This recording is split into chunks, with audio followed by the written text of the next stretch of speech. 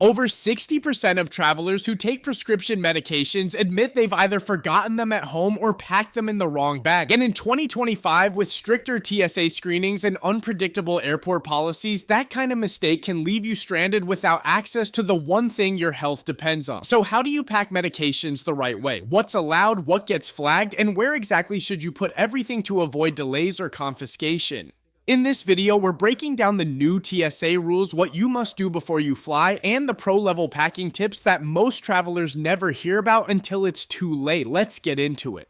Number 1. Prescription medications. TSA allows you to bring all FDA-approved prescription medications, whether they're in pill, liquid, or cream form, and there's no limit on quantity. That sounds convenient, but it also puts responsibility on you. Medications for conditions like diabetes, ADHD, and anxiety are often critical. Missing even one dose can throw your entire trip into chaos. And here's where it gets tricky. Controlled substances like Adderall, Ambien, or Vyvanse might be legal with a prescription, but they come with a ton of scrutiny. While TSA doesn't require you to keep pills in their original containers, doing so is a smart move, especially with controlled meds. Not every state or TSA officer handles things the same way, and in a worst case scenario, your unlabeled pill organizer could lead to delays or even confiscation. Always make sure your name on the label matches your passport or travel ID exact, and keep a photo or paper copy of your prescription with you if the prescription gets questioned. That slip of paper might be the only thing standing between you and a missed flight, or worse, a legal headache. Number 2. Over-the-counter medications. They are usually overlooked when travelers prepare for airport security, but more people are running into problems simply because they didn't pack them properly. While TSA allows unlimited amounts of pill form OTC meds like ibuprofen, acetaminophen, or allergy tablets, but once you get into liquids, gels, and creams, the lines blur fast. While many OTC liquids like cough syrup, saline solution, or cold medicine are technically allowed in quantities over 3.4 ounces if they're declared as medically necessary, TSA officers need to be able to clearly identify them. That means keeping them in their original labeled containers, not tossed into a generic bottle or travel-sized tube. Same goes for medicated creams like hydrocortisone, Neosporin, or Icy Hot. They're usually fine, but without proper labeling, they can easily be mistaken for personal care products that fall under the 311 liquids rule. If an agent isn't sure what a product is, it could trigger extra screening or even get tossed out. Keeping everything in one clear bag separate from your shampoo or toothpaste makes it easier for you and way faster at security.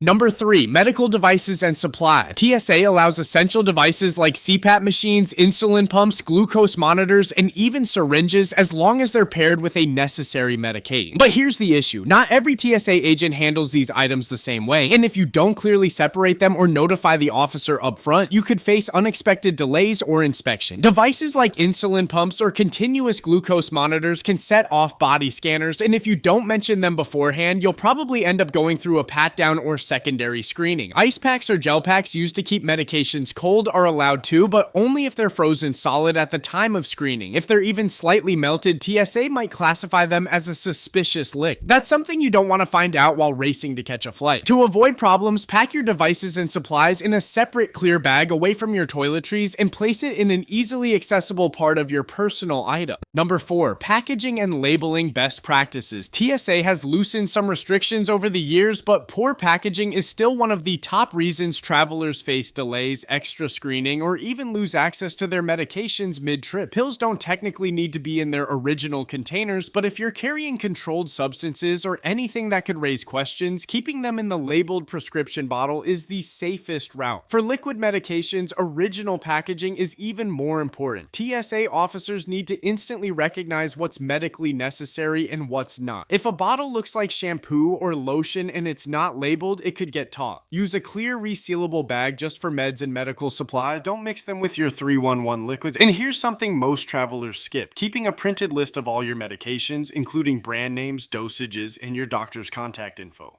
Number 5. Where to pack your medications. Medications should always be packed in your personal item, the small bag that stays under the seat in front of you, not in your rolling carry-on, and definitely not in checked baggage, because more and more travelers are being asked to gate check their carry-on suitcases at the last minute. If your meds are in that bag and it gets sent below the plane, you could be separated from life-critical prescriptions for hours or even days if the bag is delayed or lost. The safest move is to pack all your medications in a clear resealable pouch and keep that pouch pouch and an outer pocket of your personal item for quick access. That way you're covered during flight delays, layovers, and even mid-air if you suddenly need to take something. Number 6. Free TSA resources every traveler should use. Navigating TSA with medications can feel overwhelming, but there are a few free tools that make the process way easier, and most travelers don't even know they exist. First, there's the TSA app, which is surprisingly user-friendly for a government app. It has a built-in Can I Bring tool that lets you quickly check if a medication, medical device, or even gel pack is allowed through security.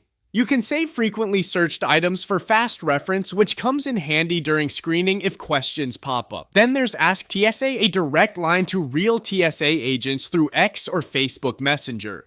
If you have a specific question like whether your injectable medication needs a doctor's note, you can usually get a response within minutes during the day. Another great tool is the TSA Medical Notification Card, a downloadable form where you list your medications and medical conditions. It's a simple way to explain your situation without having to verbally run through everything in a loud, busy airport line. But the most helpful of all is TSA Cares. If you contact them 72 hours before your flight, they'll arrange for a passenger support specialist to personally help you through security. These resources don't just save time, they can help prevent serious mistakes that could leave you stuck at the gate without access to the medications you need. Number 7. International travel considerations. Traveling with medications across borders isn't as simple as just getting through TSA. Even if your prescriptions are perfectly legal in the US, they might be banned or heavily restricted in the country you're flying to. Common meds like Sudafed, which contains pseudoephedrine, are outright illegal in places like Japan and Mexico. ADHD medications like Adderall and Ritalin, they're classified as controlled substances in many countries across Asia and the Middle East, and can even lead to fines, confiscation, or legal trouble at customs even during a short layover. To stay safe, always bring a printed copy of your prescriptions, a doctor's note, and the original labeled packaging, especially if you're carrying injectables, controlled meds, or anything temperature sensitive. It also helps to carry a digital version of everything on your phone in case questions come up. Number 8. Pro packing checklist. Start with the basics. Pack enough medication for your entire trip, plus at least 5 to 7 extra days in case of flight delays, lost baggage, or unexpected layovers. Always use a clear, resealable